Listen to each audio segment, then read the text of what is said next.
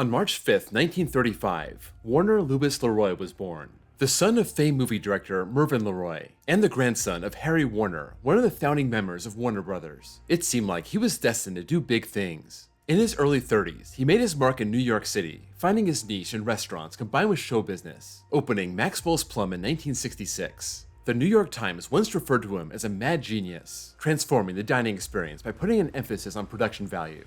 This is how Leroy would get noticed, but that's not where his story would end. 6 years later, he would set his sights south of New York City, into the woods of central New Jersey, and he dreamed of a complex that would be made up of 7 parks, multiple hotels, all connected by monorails, buses, and boats. This vision would be put into motion, and over the last 50 years, it's seen thrills, chills, spills, triumph, and tragedy, and through it all, has become a top destination in America and the second largest theme park in the world.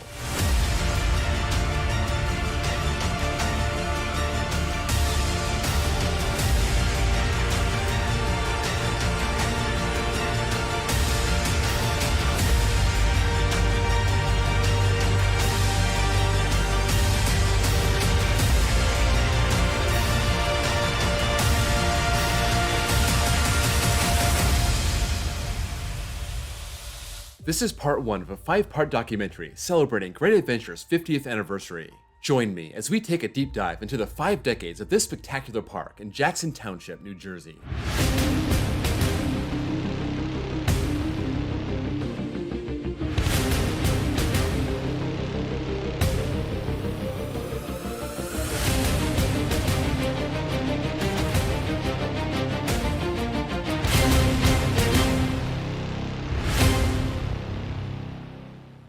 In 1972, Warner Leroy's original plan was to include 7 distinct sections in a massive complex, starting with 4 specific parks. One would be an amusement park, like the brand new Kings Island that was set to debut that spring.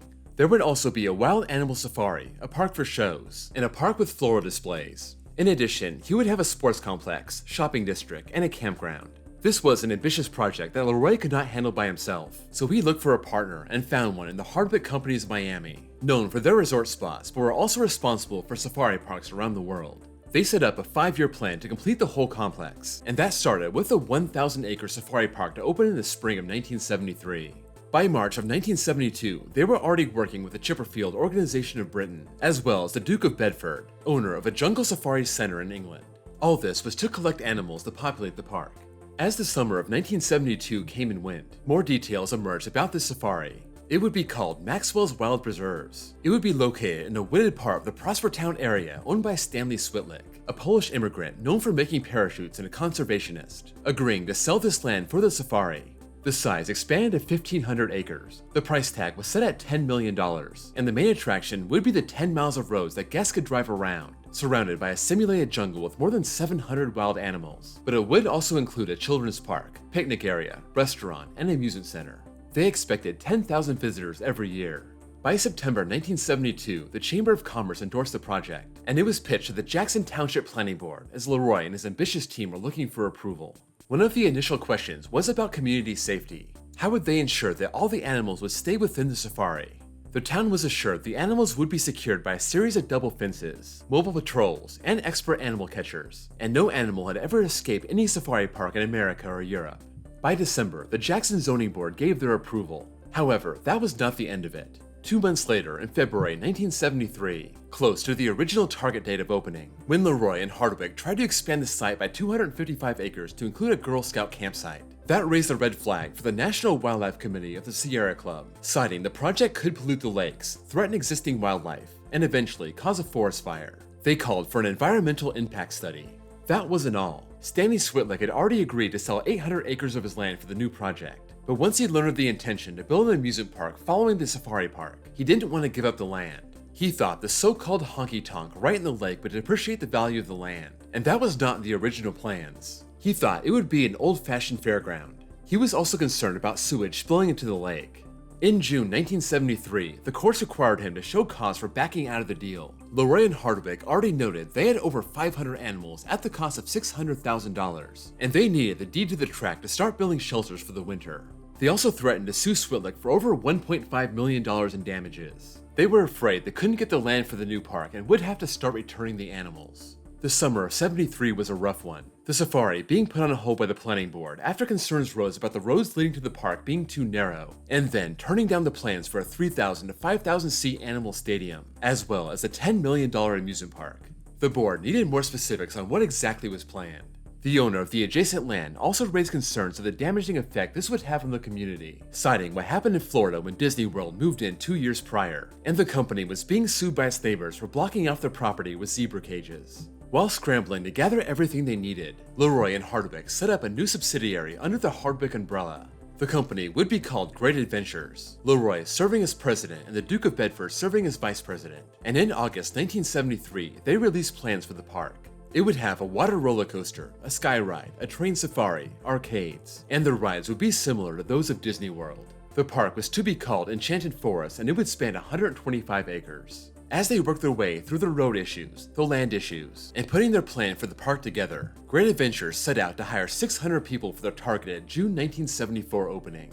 Carpenters, plumbers, electricians, mechanics, secretaries, security, animal workers, write-offs, and so many more jobs were on the table, and per Leroy, age is no barrier. In late October 1973, more details about Great Adventure were released. It would have 4 themed areas, starting with Enchanted Forest featuring Dream Street, full of shops, food stands, a magic theater, and a 100,000-gallon fountain.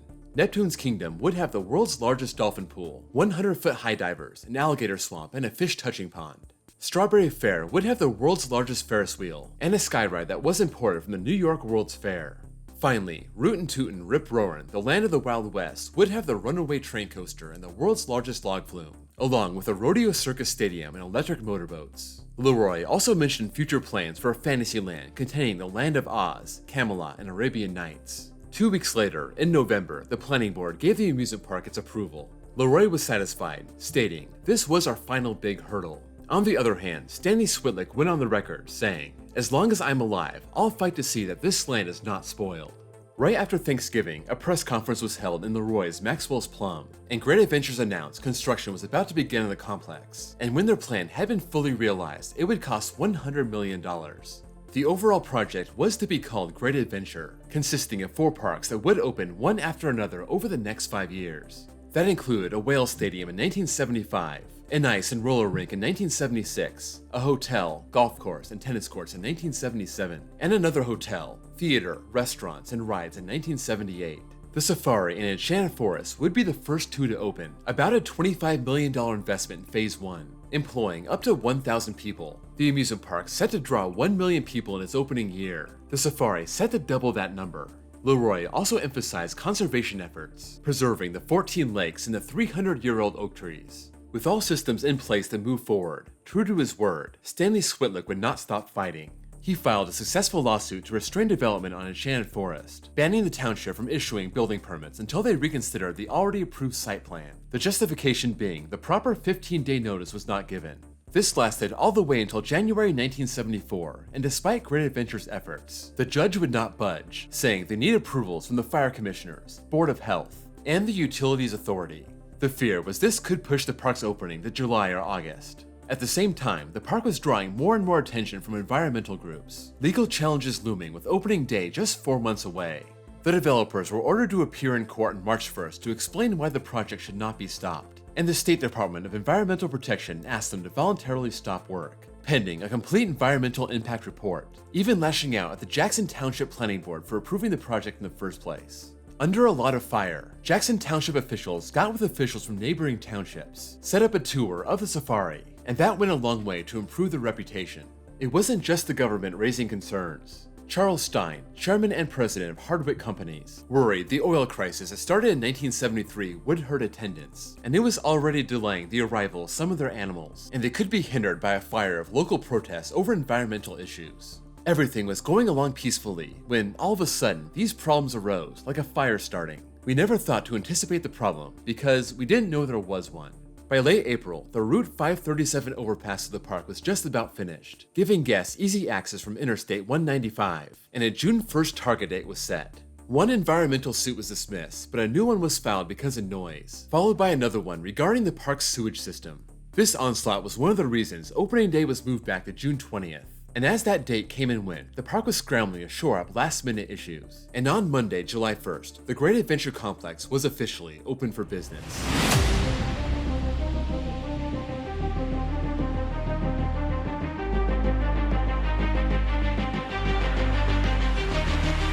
On opening day, the final price tag just to get the safari and park ready was $35 million, charging adults $750 and kids $650 for a combo ticket. The safari alone being $250 for adults and $2 for kids, and $650 for adults and $6 for kids just to see the park.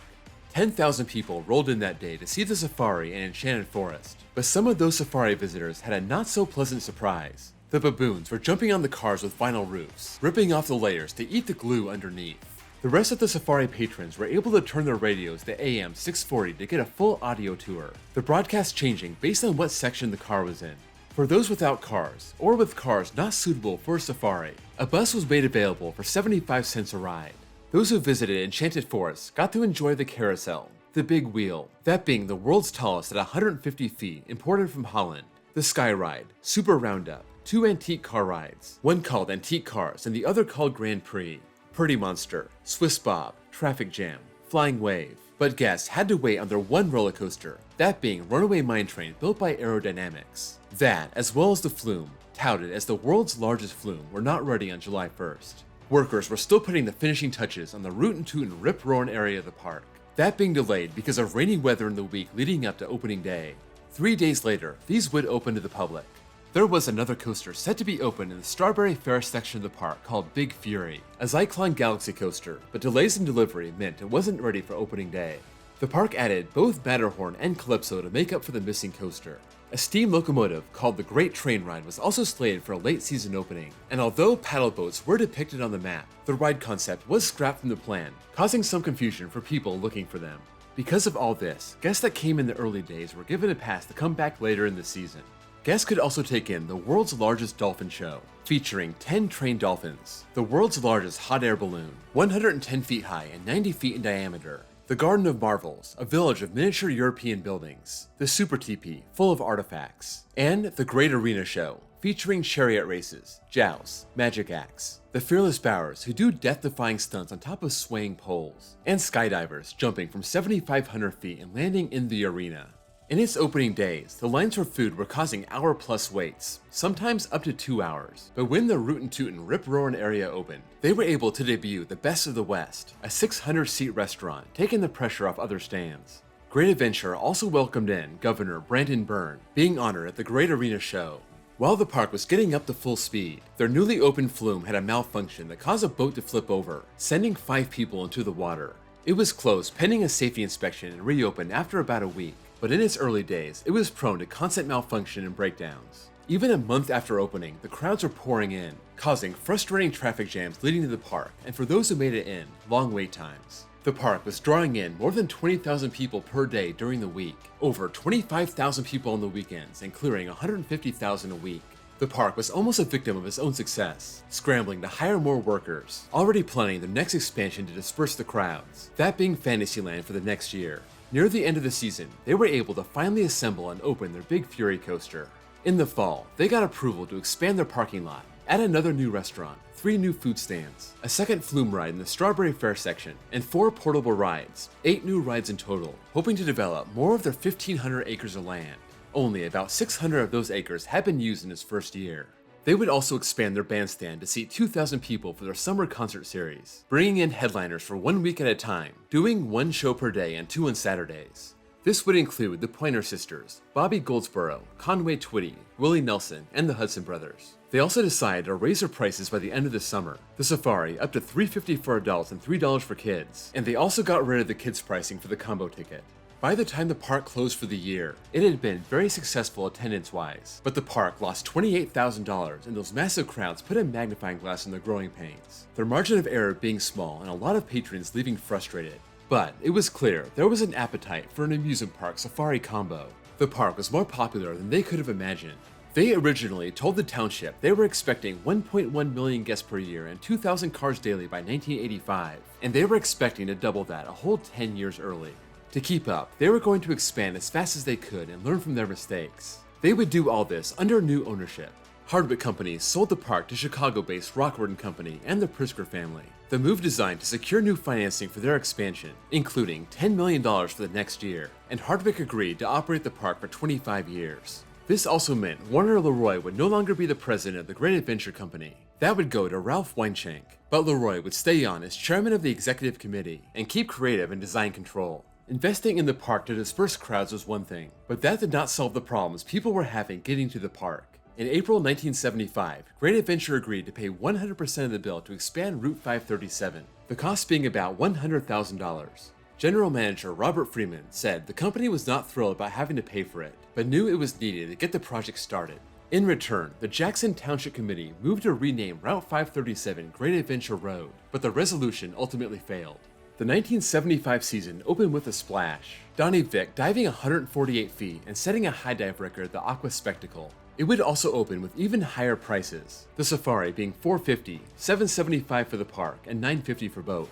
After drawing in 1.3 million visitors in 1974, park officials were hoping to double that in 1975, having identified and addressed the four major problems of rides, traffic, restrooms, and food service. Among the new rides was the $2.2 million Hydroflume, Panorama Wheel, Rotor, Schwabenchen, Scooter, Wildflower, Enterprise, and a new roller coaster called Jumbo Jet. This portable Schwarzkopf model was built in the fun fair section of the park, and it was tested but never opened to the public. Midway through the season, the ride was disassembled and replaced by a new ride called Supercat, a music express ride. However, the park would open without the giant teepee, the $300,000 painted canvas blowing away in a harsh wind and found shredded. But guests would enjoy a new act at the Great Arena, a 150-foot high-wire motorcycle stunt, a girl on a trapeze hanging underneath. The Great Arena would also be the set of 5 programs of the Mike Douglas Show, a popular talk and variety show, the exposure being described as worth its golden advertising impact. The 2 millionth guest would come through the gates in mid-September, a number topped only by the 2 Disney parks, and the park announced its plans to extend its daily operation a whole month into early October, keeping the park open on weekends until early November, and they ended with 2.5 million guests. At the end of the 1975 season, management hired Randall Duell to improve the park's design. This is the man who was behind parks like Magic Mountain and Six Flags Over Texas. Per his input, they got approval to move the park entrance closer to the parking lot, requiring the relocation of the kids' rides and the total removal of the antique cars. This would be twice as wide as the old entrance and expand the entry plaza to 500 feet, about 10 times bigger than the old one. This was part of $4 million in improvements and expansions. That included 5 kids' rides in the new Kiddie Kingdom, including the Millennium Suns coaster called Screamer, a new Music Express ride, Super Sidewinder, and a new coaster on the spot of Jumbo Jet, this being another compact portable Schwarzkopf called Alpenblitz. For the country's bicentennial, the Great Arena would feature a Wild West Americana extravaganza. The season would open earlier than normal, April 10th, 40 more operating days than the year prior, and the admission price would stay the same for the Safari, but rise to $950 for the park and $1150 for the combo ticket. Park officials were expecting 3 million guests for the year. Before the park was open, a fire broke out at an off-site storage area, the place where the park kept its Garden of Miracles miniature village over the winter, the display valued at $1 million. Some of the buildings were damaged, but the park pledged to have it repaired and ready for opening day. Right after the park opened for the season, the park presented plans to add a gas station on the property, something they explored right before its grand opening in 1974 but never followed through. They also got a new slate of concerts, including the Monkees, Chuck Berry, Blood, Sweat and Tears, and Three Dog Night, and the world's largest tiger show called David McMillan and his Fabulous Flying Tigers. At the end of the year, the jungle habitat at West Milford closed its gates. The Warner Brothers operated Safari, lasting only 4 years, leaving Great Adventure as the lone major attraction in the state of New Jersey, though the closure was only expected to draw 20 to 30,000 more people to Great Adventure. When the park shut its gates in 1976, they drew in more than 2.7 million guests, falling short of its 3 million projection, but officially doubling its number from its opening year. Per general manager Robert Freeman, the so-called theme park experts stated for years a giant park like Great Adventure could not be successful in the Northeast. I think we are prouder of being part of shattering that myth than any other single accomplishment. Despite the park's rampant success, Hardwick Industries and Warner LeRoy had an unsettled score with Stanley Switlick. Early in 1977, Hardwick went after Switlik for damages, citing his reluctance to sell his land after a deal was agreed upon, that causing a delay of his grand opening and costing the park at least $53,000. Meanwhile, Great Adventure had one new addition for the 1977 season, a $200,000 renovation of a 19th century carousel called Gondola, part of a $1.5 million investment that was spent mostly on new entertainment. Robert Friedman expected another year with 2.7 million guests, cutting their operating season by 26 days, citing the cold fall weather for ending their season early. As attendance goes up, so does the number of security incidents. Because of the number of arrests made by security, police officials asked to establish a substation at Great Adventure. An average of 140 arrestable violations were being made daily, including 1,300 shoplifting incidents over a 10-week span, as well as illegal entries and strong-arm assaults. The concert schedule included new acts like Johnny Cash, Loretta Lynn, and KC and the Sunshine Band. Attendance was falling short of expectations, but the bright side was the increased draw from New York. After its opening year, the park gained a bad reputation in the city, but after a few years of proving itself, a new ad campaign in New York proved to be very successful. Also, now that the park was more established and well known, they cut their TV ads from 30 seconds to 10 seconds, more of a reminder than an explanation, allowing them to run more ads. As the park was improving its reputation, they lost their first employee on the job. 24-year-old mechanic Stephen Tucker was killed when the Skyride was activated while he was working on it. OSHA would fine the park for not using the lockout procedures. 2 weeks later, 2 trains on runaway mine train collided, injuring 14 people, including one man who suffered a fractured spine. The crash was blamed on a brakes failure, the one train moving 15 to 19 miles an hour as it ran to the other trains sitting in the station. After a thorough inspection, the ride reopened less than a week later, but to prevent any possibility of another accident, it went down to 1 train operations. While Runaway Mine Train was having problems, a new coaster was in the works. In August 1977, Jackson Township gave approval to a $2.2 million coaster called The Loop, noted to be the same one that just opened at Kings Island that year. 2 months later, more details were released. This would be called Double Header Loop, having 2 interlocking loops on 2 separate tracks. This was described by the park as the ultimate trip for even the staunchest ride freak. At the same time, the court dropped the hammer on Stanley Switlik, saying he owed Hardwick $6.3 million after adding an interest. The ruling would bankrupt the Switlik family. Back at the park, with their new coaster in the works, rumors surfaced that the park may be sold.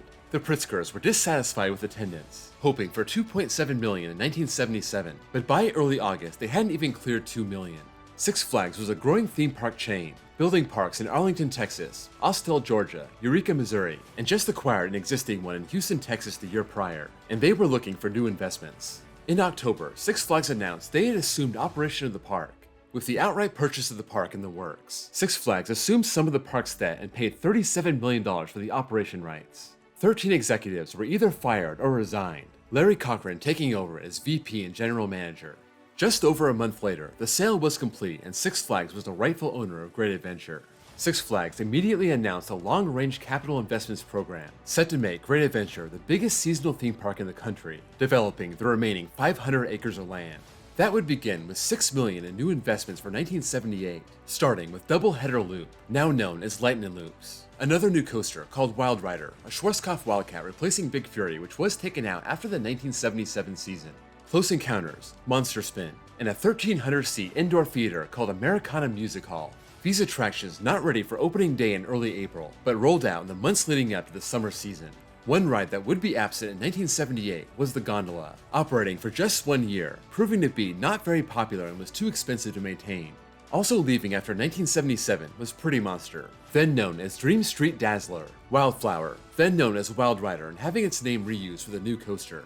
Also the Enterprise. 2 weeks after opening, the park had 2 bizarre incidents. First, an 18-year-old employee was attacked and mauled by a Bengal tiger, getting too close to the cage and getting swiped on the neck and chest, having to be taken to the hospital for treatment.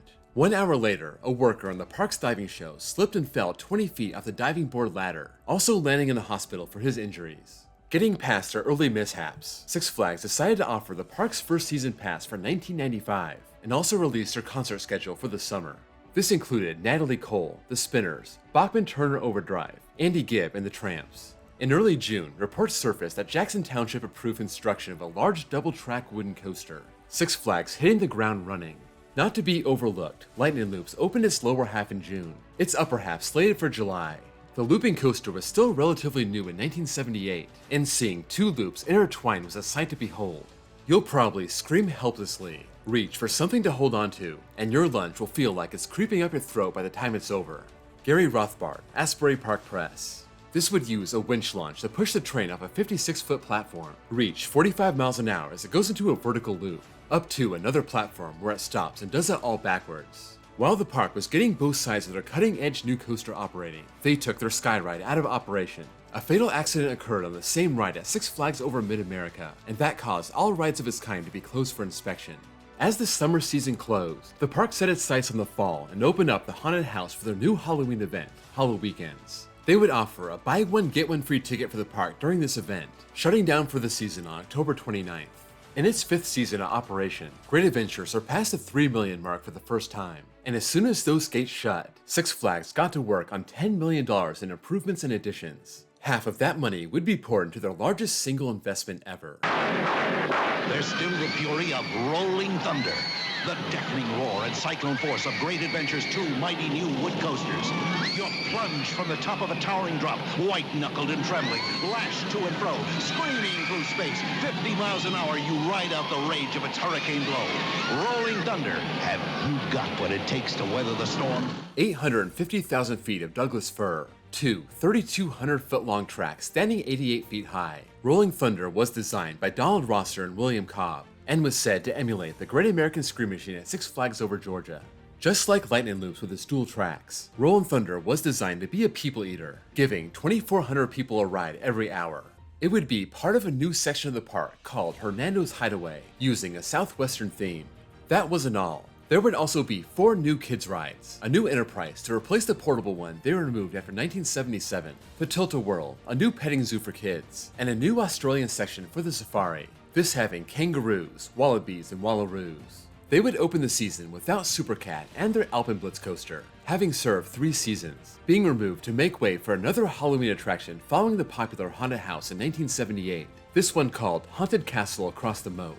Rolling Thunder opened in early June, Governor Brandon Byrne on hand once again for the dedication ceremonies. The popular new coaster was part of the reason a record-breaking crowd poured in the second week of June, but the main reason for that was the largest serial variety show in the world, as actors from the most popular soap operas performed, and fans nearly broke a retaining wall to see the cast members. That summer, there was another gas shortage, this one similar to the one that impacted construction of the park back in 1973. But park officials felt like it was helping the park as people were choosing to vacation closer to home. 28 million people living within 100 miles of the park. The park kicked off their September to Remember, featuring major concerts in the Great Arena, including a 17-year-old teen idol, Leif Garrett. At the close of their second Halloweekends event, the park had drawn in 3,275,000 guests, exceeding their 1978 record, and they felt like they could have done better had the weather not been so bad. 35% of the season hurt by rain, including a 26-day consecutive stretch. Six Flags announced their intention to build another major ride, still having 475 acres to work with, but noted they wanted to cater to families, getting away from being a teen park. They would pour $5 million into the park, also announcing a price hike for tickets, $12.95 for the combo ticket, $10.95 for the park itself, and the safari being only $5.25. Season passes were now set at $37.75. The park had 2 big new attractions in 1980, one being the swinging ship called Buccaneer, one of the first of its kind, also the Adventure Theater featuring a 180-degree screen. These would replace a park original, the Grand Prix. The Swiss Bob and Super Roundup were taken out and upgraded with newer models of the same ride. Also, to the chagrin of local gas stations, Great Adventure would finally open up their on-site gas pumps, motivated by the gas shortage, giving guests peace of mind that they could get to the park and back home without worrying about finding gas. A new show called A Touch of Elvis would debut at Americana Music Hall. Over a 3-week period between late September and mid-October, Great Adventure introduced Oktoberfest. This featured German music, food, and of course, beer. Despite a slower year for investments, the park saw a new attendance record, 3.5 million guests, a big part of that being a dry summer, including 100 straight days without rain. Looking forward, Six Flags president Ned DeWitt was pessimistic about the industry as a whole. They had survived and even thrived during the gas shortage, but the economy was taking a bad turn, and luxuries like amusement parks might be on families' financial chopping blocks. Also, in Great Adventure's case, there would be another park fighting for those family dollars in the region. Sesame Place, opening just 30 miles away in Langhorne, Pennsylvania. Six Flags did not take their foot off the gas when it came to investment in 1981, as they debuted the most expensive project in the park's short history, the $2.5 million Roaring Rapids, a river raft ride that was just introduced at another Six Flags park, Astroworld. It proved to be very popular. This would be on the plot of Great Adventure Railroad, having opened as Great Train in the park's opening year and serving 7 seasons. However, it was the Marshall Tucker Band that drew the most people in 1981, one day in mid-May attracting 55,000 people to the park, causing a 12-hour backup on I-195 and Route 537. Park officials had an emergency meeting, and once the park hit its 40,000 capacity, they had to shut it down at 3:15, reopening at 6 o'clock. In the aftermath, the park released an official statement. They said, in the future, they would look at attendance patterns before scheduling a concert like this on a Saturday. Still, because of popular demand, they extended their Rock Arena Fridays concert series through the end of August, and Midsummer reported an 8% increase in attendance. At the end of the summer season, a 20-year-old employee died on Rolling Thunder, falling more than 40 feet during a test ride. The park suggested he was sitting on top of the safety bar. They called it employee error and reopened the ride shortly after. OSHA investigated, and they determined the park did not ensure the safety bar was locked securely for employees, and the park paid a small fine and took action to correct the problem, adding seat dividers and headrests to prevent people from standing up. That was not the end of the problems on Rolling Thunder. 2 weeks later, a 19-year-old woman choked to death on the ride. Through the series of tragedies, the park had another strong year, but attendance did drop 2%, but they did enjoy a double-digit increase in revenue. General Manager Larry Cochran giving credit to the high gas costs and bad economy, saying most people coming to the park were day trippers, mostly from the New York metro area. At the end of the year, Six Flags put itself up for sale. It was valued at $100 million, and that started a bidding war. Columbia Pictures was in the mix, but in the end, Bally Manufacturing won out, ponying up $140 million for the company. Bally was known for manufacturing slot machines and arcade games, but we're looking to break into this new industry. After the park closed for the 1981 season, the Schwarzkopf Wild Rider was removed, and in December, the Fortune Festival arcade burned to the ground, the damage valued at $1 million, but luckily nobody was inside at the time. The park would respond by building 2 new games buildings in an area called Good Time Alley, set to be ready by the 1982 season. They would add some new kids' rides, as well as a new flying carpet ride called Joustabout. They would also welcome in Glenn Campbell, the Marshall Tucker Band once again, the Beach Boys, New York football legend Joe Namath, and a soap opera festival for those who come to the park for entertainment and not the rides. In the late summer, the Fantasy Factory would set up their show of life-size celebrity puppets. They also announced that for the first time, the park would host the New Jersey State Fair for 10 days in mid-September. When the 15,000 guests arrived for opening day, they would be greeted with a first ever parking toll, running $150 per car. As 1982 turned to 1983, Great Adventure had a new general manager, David Paltzik, and he was ready to take on the park's next big expansion. About the consistent investment, he said, because of the park's strategic location between 2 metropolitan areas, Philadelphia and New York City, you can convince management to spend money. This included a water ski show, featuring 16 skiers performing stunts 5 to 6 times a day, Parachuter's Perch, billed as the world's largest amusement ride, dropping riders from 250 feet and using a parachute to break their fall. This would be relocated from Six Flags over Mid-America. They would also add Freefall, an intimate first-generation freefall ride, taking riders up 130 feet and dropping them. Over the summer, the park brought in Rick James for a concert, causing another chaotic, crowded scene, prompting the mayor of Jackson Township to approach the park about crowd control. This would lead to another $135,000 investment to widen Route 537, hoping to avoid the 6 to 12-hour traffic delays that came on the worst days. Great Adventure also hosted the State Fair once again, seeing 23,000 people on opening day, and they saw attendance rebound to 3.3 million, a 600,000 increase from 1982. They also announced a brand new coaster, the Sarajevo Bobsleds, themed to the 1984 Winter Olympics. Everything was looking up for Six Flags Great Adventure, but all it took was one spark to bring the park to its knees.